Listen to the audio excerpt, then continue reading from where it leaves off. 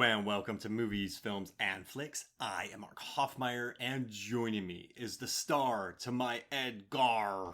It's Megan Hoffmeyer. I love that movie. Seagulls in the sand, will you call my name? Is that how the lyrics? What is it? What's the I don't know. I always get lost. It's not exactly rhyming, I think. So I get lost on the lyrics, but it's a classic. Barb and Star is the greatest movie ever made. I just love it. It's so good. And I think it's the star for me for this year.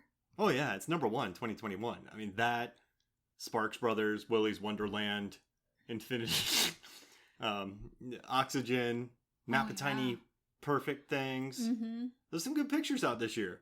There's been a lot of random and really fun ones. I'm loving that. Well, thank you, Megan Hoffmeyer, for coming back to join me for another edition of the MFF Random Awards. And we're back with our annual mid-year Random Awards. Because you know my Random Awards. If I just did one a year, it would be about 70 of them. So I have to split them up mid-year to prevent people from going, I'm not reading a list with 70 items on it. No, that would be excessive. That's a lot. I mean, how many times would you have to scroll through that? Jeez. I mean, all A+ quality, right? Of course. But if only 80% of people read the headline, what percentage of people are going to actually read all 75 random awards? So, look at it this way. People love lists, and you're giving them two. They get one in each part of the year. Beautiful lists that don't have 75 items on them. They have about 30. And they're fun. They're not generic lists like top 10 something movies. Top 10 reasons why Fast and Furious is the greatest franchise ever, and 10 reasons why it isn't. There you go. I should write that. You could. You probably have. On Facebook. I wrote that yesterday. Crap. I just made fun of a list that I wrote. No, I'm joking. There's nothing wrong with the Fast and Furious franchise. No, they're delightful. Roman could eat more. Because he's hungry. Dwayne Johnson could sweat more. Mm-hmm. Vin's shirt sleeveless tees are little like... They will stay forever bleached white. Have you thought about the meticulous work that he does on some of those sleeveless tees to get them perfect? You see my sleeveless tees that I make at home. There's a lot of starch involved. But I'm just saying the cuts that he makes. Mm-hmm. It looks like he pulled it out of a package sleeveless. He's home cutting those things with the scissors. What amazes me is how clean and spotless they are. I can't keep a white shirt that clean. Action scene, clean. Yeah. Fight scene, clean. I can't walk from one side of the house to the other keeping a white shirt clean. I look at spaghetti and my white shirt just falls off. I breathe. It quits. I had a white shirt put up a white flag one time. Like, listen, you're about to eat spaghetti sauce. I'm done. And the white flag was, it already had spots on it. Then I looked at the white shirt and I was like, see? You know how hard it is to keep it clean? And the white shirt went, you're right, Mark. I'll suck it up. I give up. That's a great point. Mm-hmm. You ready for these random awards? Yeah. So we did 6 each. We're going to do 3 and 3, break, and then do 3 and 3. We have some bonus ones too. But before we get into it, I asked a lot of the MFF crew to give me some random awards. And I got some really good ones. And I'm going to read them off to you, Megan. David Cross of the Award Wieners Movie Review Podcast. And a lot of our fun fast rankings and drafts. Everyone knows David Cross. Everyone loves David. He put in Best Pinballing, Willy's Wonderland. Best Sax Solo, either Willy's Wonderland or Soul. And he wrote Best Use of the Term Hunky Boys. What? From Psycho Gorman. Oh, okay. Because Psycho Gorman, you didn't... I love that movie, but you had trouble with it. Yeah, it was different. It's fun. It's weird. It's gonzo. It was real weird. Bonkers. Those children are maniacs. Mm-hmm. Next, Adam Haji of the... What did you call him? Adam Haji. Oh, I don't know. Gosh. Longtime guest. He's been around forever. He sent me these. Best picture about a tournament, but not actually featuring a tournament. Mortal Kombat. That's totally fair. Best understanding of how to cast Liam Neeson's The Marksman. Okay. I mean, it makes sense. Yeah. He drives around. He's grumpy. He's a marksman. Mm-hmm. He punches a couple people. A very accurate title. Best bus fight. Oh. Hopefully that didn't steal yours. I think you might cover this movie because you love it. I feel like Adam does tend to think on the same wavelength as I do, so. Nobody. Now, Aaron Newworth. So good. Of the Out Now with Aaron and Abe podcast sent Best Drum Solo, Stevie Wonder, Summer of Soul. Ooh, is that a new documentary? Questlove's documentary. Nice. Oh, we should watch that. Mm-hmm. Zanandi of, let's see, she writes for Cracked. I met her because she wrote about some of my articles. And now she's writing comic books for the Trailer Park Boys now and joining me on the podcast, crushing it. Awesome. She sent in best, that's not what a bread slicer is for. And that's from Fear Street Part 1. I liked that movie. A head gets bread sliced. It really did. I mean, it was, wow. Gushy. It was something. It was a lot of cuts and goo slices and yikes. And that movie was a lot of fun. I enjoyed it. Next, best air guitar moment. Werewolves Within. Oh my gosh. I adore that movie. It really gets me. It got you. You loved it. It does. You were so happy. I was. It was not what we were expecting when we saw the poster, and I love it so much. So good. Sam Richardson. I thought it was a kid's movie. Because I didn't look at the poster close enough. It's got a very sort of playful looking poster. I'll give it that. Next, Johnny Numb, of Crash Palace Productions. He's a writer for the screening space. Wonderfully eloquent human being. And Savior of Cats. Sent these in. Most dynamic duo deserving of their own franchise award, Barb and Star. Go to Vista Del Mar. They're the best. Best movie that's essentially John Wick with different actors award, nobody. And this one's a bit of a burn, but I'm going to add to it. Most uninspired use of everybody's talents award, Army of the Dead. Oof. I was going to put worst subplot award with the daughter. It's tough. I want to like it. I think there's some good ideas, but it doesn't hit it for me. Make it 90 minutes. Oh, for sure. It's very long. The opening credits are a lot of fun. So maybe that's a good award for it. Awesome opening credit sequence.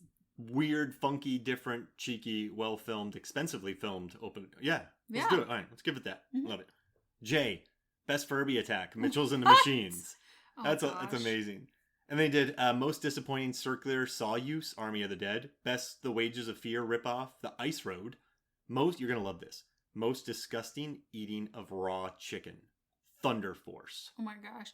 I wasn't expecting a lot of that movie, and it really just kept surprising me with how charming it was.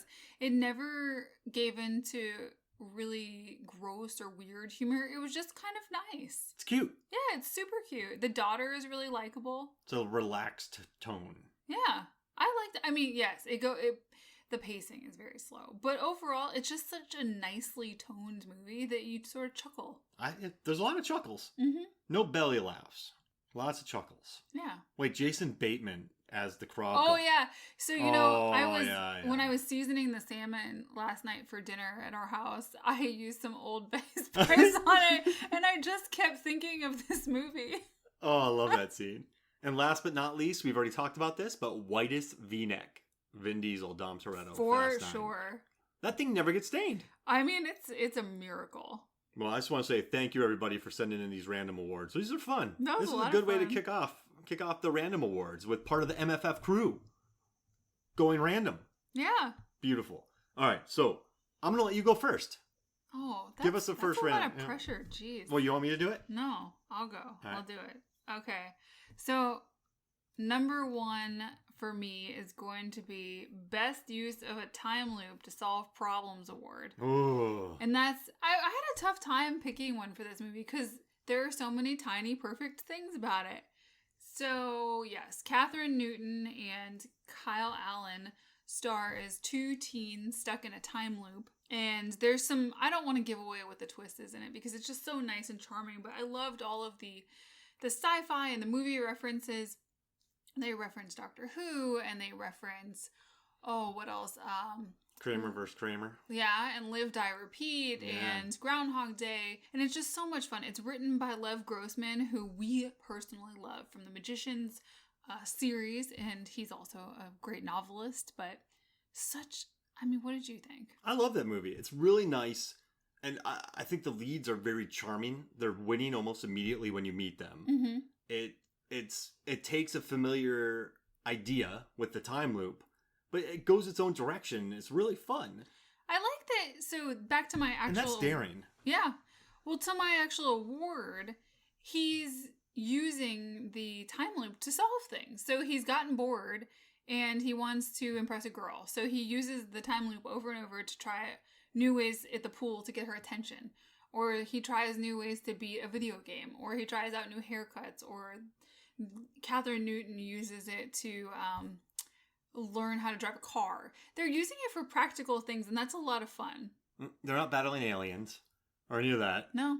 I mean, they're just nice kids. They're very winning leads. Winning leads award as well. Can we give them that? Yeah. You just like them. Yeah, it's just a super cute movie. I think I put it on one afternoon because we saw it on, is it on Amazon? Amazon, yeah.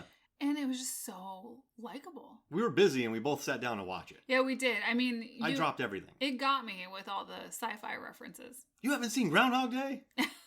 Oh, I love it. All right, no, it's perfect. You know what? I'm so happy you kicked us off with that because I do believe it's an underappreciated movie. I mean, critics love it and it has a great IMDb score, but you don't hear people talking about it is the problem. No one on the side of the street's going, hey, map of tiny perfect things.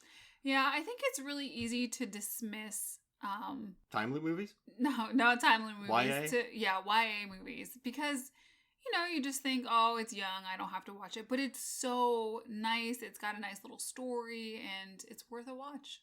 They should put it adult young movies. So then someone sees it and they're like, adult, cool. I'm pulling a Mitch Hedberg gag. So maybe they won't read the young bit. Oh, adult, cool. I'm going to watch it. If they read the second one, adult, yes, young, crap. Like, do not. All right. I love Mitch Hedberg. He's my hero. You want to hear my first award? Yeah. Best Album Covers Award. Okay. And that goes to Ron and Russell in the Sparks Brothers documentary directed by Edgar Wright. And I want to call out 2 album covers. Okay. Now, I know these album covers were in 82 and 74, but the documentary came out this year. And it's a wonderful documentary. 2 hours and 25 minutes that fly by. It never felt long. It's beautiful. There are a lot of movies like Army of the Dead that feel like every minute. And this movie, but you're so engrossed in the story and the fact that you just can't get over that if you don't know about them, you don't know about them. How? It's wonderfully paced. Because I think a lot of it's Ron and Russell. What I like about them is they seemed really down for whatever Edgar Wright wanted. So holding up the picture frames, making cheeky jokes. Like they really were up for it all. And I want to give the 2 albums the album covers I love the most were Angst in My Pants in 1982, where Ron and Russell are bride and groom in that. And then I want to give it to Propaganda, the 1974 album where they're tied up on a boat. Oh, yeah. And then the pictures that they had. I mean, just type in right now the Sparks Brothers album covers. And you will find there's a lot of them. And you'll find some beautiful album covers. So, hey, we're giving love to Sparks, who, I mean, music lovers loved him. Your favorite band loved him. But the mainstream, they never crossed into, like, the quote-unquote mainstream. So if you're an indie music lover and you're like, everyone knows Sparks. No, they don't. People should know them, but they're not. You know what I mean? Yeah, their sound is so similar to many things that you've heard. And I would have to believe after watching this documentary that lots of people are influenced by them. It's just fascinating. And they have a lot of personality. They're really interesting guys. They're nice. And they didn't lose all their money on booze and drugs. No, they weren't scandalous. They just stuck to their cool, weird thing. Just kept doing it. They never changed. Nope. Beautiful. So, hey, we just gave love to 2 movies we love that didn't get much love. But critics loved them. And audiences scores loved them. But the mainstream. Yeah. The mainstream, man. You're not seeing it out there on Facebook and people discussing these things, so gotta give them props. I want to go to my goal in life is to go to a party and people just start chanting the map of tiny pretty things. Perfect thing. Just chanting it. That would be amazing. How do we make that happen? Gotta work on it. I'll write a review. I'll do some data posts. Okay. I can do it. I mean, I got everyone chanting Kramer versus Kramer. Yeah.